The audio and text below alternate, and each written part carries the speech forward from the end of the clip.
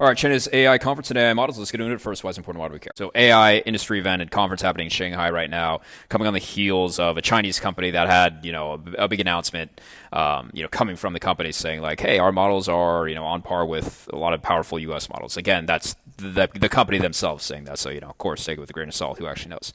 But on the heels of that news, big sell-off today, because again, this is a total DeepSeek moment. So let's recap what that is. So DeepSeek came out, hey, we have these powerful models, we're open source, and they're cheaper. So it's like, hey, we're able to, the theory or the thought is China's able to have these also powerful models or comparable, similar to, and they're able to get there and develop it for much cheaper. And so that's why you see a broad sell. So this is like the exact same thing. A lot of panic, a lot of everything else, saying like, hey, if China can do it for cheaper and quicker and blah, blah, blah, why are we paying so much? Why are companies spending so much on AI in the US? The big announcement was this. So it's the World AI Cooperation Organization, 29, 30-ish countries. You can see here, I don't know, a lot of it doesn't really matter. I mean, Oman, Nicaragua, but like these aren't, leaders in AI technology, obviously. Some of the more impactful ones, probably Russia, but again, they're really far behind on AI as well. And then, Brazil, always interesting to see them. South Africa, these are a lot of BRICS nations partnering on the economic side already, and kind of natural to fit in here as well. A lot of this was also just Chinese navel gazing and being like, hey, we're so great and we're so open, et cetera, et cetera. All this language is very typical that you expect to see from a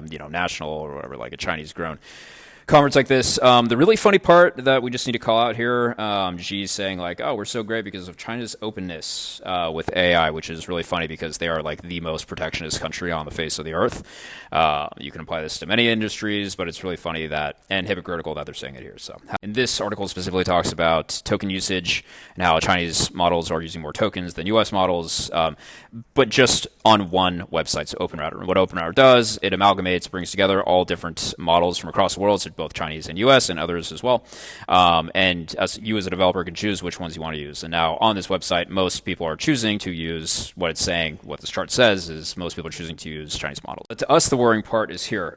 So this is essentially saying that US corporates are choosing to use their Chinese models because they're cheaper. You can see that they're sitting 90% here, and I'm sure something comparable is true of a lot of other U.S. corporates as well. The problem that we run into, and what this all sounds very similar to, is remember the age before the trade wars, before everything else, when everything that you would see in a store, likely growing up, you would see made in China, made in China, made in China, just for consumer goods. And that is partly what enabled China to build such a robust, now industrial base that it uses for many multitude of other things, including defense. And yes, we agree, savings are great, but if we, American corporates, allow ourselves to be captured by Chinese models like this, we're going to experience a very similar outcome like we saw for the actual U.S. industrial base, but apply that to the AI industry. Like and subscribe for more.